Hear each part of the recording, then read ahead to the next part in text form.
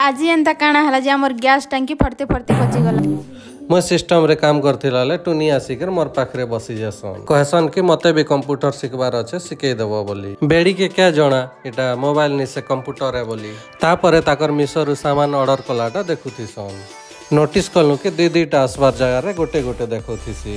देखला परे टुनी कहसन कि सब कैंसिल करी दियो आउ थरे मगामा बोली। 5टा सामान मगैथिसन बोली टुनीर मूड हो जासी पूरा पूरी खराब।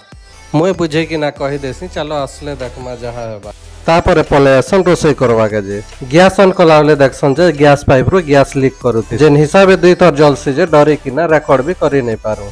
डरी किना थरे रोसई करी देसन। तापरे 150 स्पीड रे मु पले आसे गैस सेंटर के पहुंचला परे ओनर नाइ टिके वेट कला परे ओनर टा पले आस। गैस स्टोव देखि दुखा सरला परे आमे भी गोटे धरी पका। पेमेंट देला परे सीधा धरी किना आमे पले आसु घर के। घर आसला परे आमे लगे देसु नवा स्टोव के हमर गैस जल्दी कर हे गला रेडी। वीडियो टा केनता लागला कमेंट करबे। रहूची जय मां बंजारी।